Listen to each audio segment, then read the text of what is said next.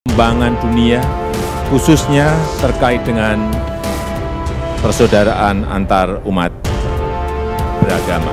Indonesia juga mengecam keras pernyataan Presiden yang menghina agama Islam, yang telah melukai perasaan umat Islam di seluruh dunia, melukai perasaan umat Islam di seluruh dunia.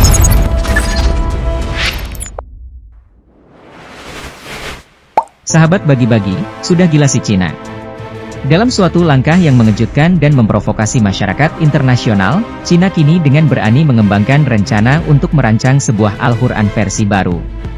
50 negara Islam dunia mengecam keras aksi kurang ajar Beijing ini. Berani-beraninya Cina melawan negara Islam dunia, padahal negara Islam sudah membantu mereka. Versi yang dirancang tidak sembarangan, melainkan akan menggabungkan nilai-nilai Islam dengan Konghucu, salah satu ajaran tertua yang tumbuh dan berkembang di tanah Tiongkok. Tidak heran jika langkah ini memicu kemarahan dan kecaman dari banyak negara Islam. Namun, apa sebenarnya niat Cina dengan rencana kontroversial ini? Apakah menantang perang 50 negara Islam dunia? Apakah Cina ingin diserang oleh 50 negara Islam dunia? Sekali serang saja langsung rata negeri si Cina itu. Aneh saja negeri Cina ini, lama-lama negara Islam dunia gabung sama Amerika, buat nyerang Cina kalau semakin hari semakin sembrono. Menurut laporan Radio Free Asia, tindakan Cina ini merupakan bagian dari strategi besar-besaran sinifikasi Islam. Intinya, Cina tidak hanya ingin mendikte bagaimana ajaran Islam diterapkan di negaranya, tetapi sekarang juga berniat untuk mengintervensi kitab suci umat Muslim. Pernyataan ini bukanlah hal baru bagi Beijing. Sejak 2018, ibu kota Cina telah mengekspresikan niatnya untuk mencinakan Islam. Akan tetapi, rencana konkret untuk memodifikasi Al-Quran baru-baru ini memicu perhatian global, khususnya ketika para pejabat pemerintah dan tokoh akademisi berkumpul di Urumqi, Xinjiang, wilayah yang dikenal sebagai pusat populasi Muslim Uighur. Berdasarkan sumber-sumber yang ada, Beijing memiliki pandangan bahwa beberapa masjid di negerinya sudah terkontaminasi oleh arsitektur asing. Mereka juga melihat pakaian tradisional Muslim dan label halal pada makanan sebagai bentuk penyimpangan dari identitas asli Cina. Sebagai respons, Partai Komunis Cina, PKC, ingin memperkenalkan versi Al-Quran dan hadis yang telah disinifikasi, dengan interpretasi yang mendasarkan diri pada ajaran Konghucu. Healah ini Cina ada-ada saja, aneh memang negeri satu ini. Walaupun Cina merupakan sahabat Indonesia, tapi kalau sudah begini sudah tidak benar. Aduh, Mimin jadi ikut emosi mendengar kabar ini. Banyak analis melihat bahwa upaya ini mungkin menjadi strategi dari Beijing untuk meredam potensi pemberontakan di Xinjiang.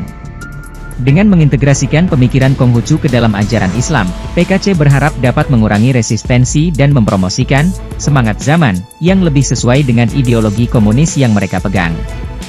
Namun, reaksi internasional terhadap berita ini sangat kuat.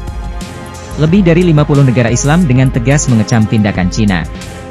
Selain itu, terdapat laporan dari beberapa daerah di Cina bahwa umat Islam, khususnya etnis Hui, merasa ditekan. Mereka mengungkapkan bahwa mereka merasa kesulitan untuk mempraktikkan ajaran Islam secara murni. Dengan momentum yang terus meningkat, pertanyaannya adalah bagaimana Cina akan menanggapi. Jika mereka memutuskan untuk meneruskan rencana ini, sangat mungkin akan memicu gelombang protes dan mungkin juga sanksi internasional.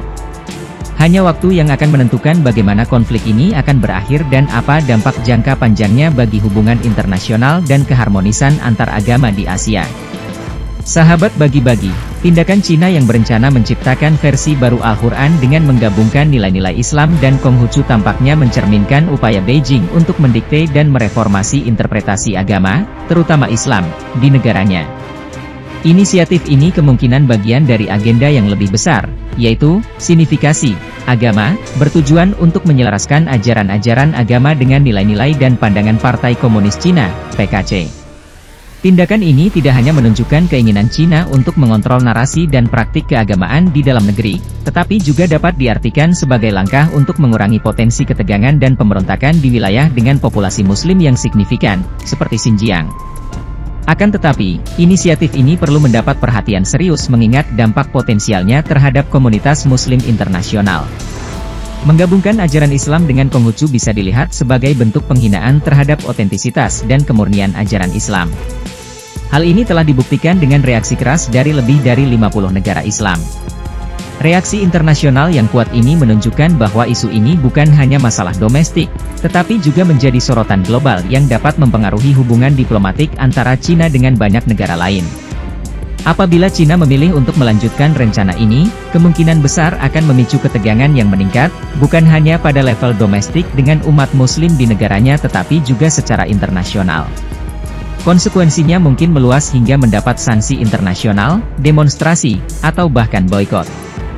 Di sisi lain, China mungkin melihat ini sebagai strategi untuk meningkatkan kontrol sosial dan mengintegrasikan populasi muslim lebih dalam ke dalam masyarakat Tiongkok secara keseluruhan. Namun, hal ini bisa membawa konsekuensi jangka panjang bagi hubungan internasional serta keharmonisan antar agama di Asia, dan mungkin juga secara global.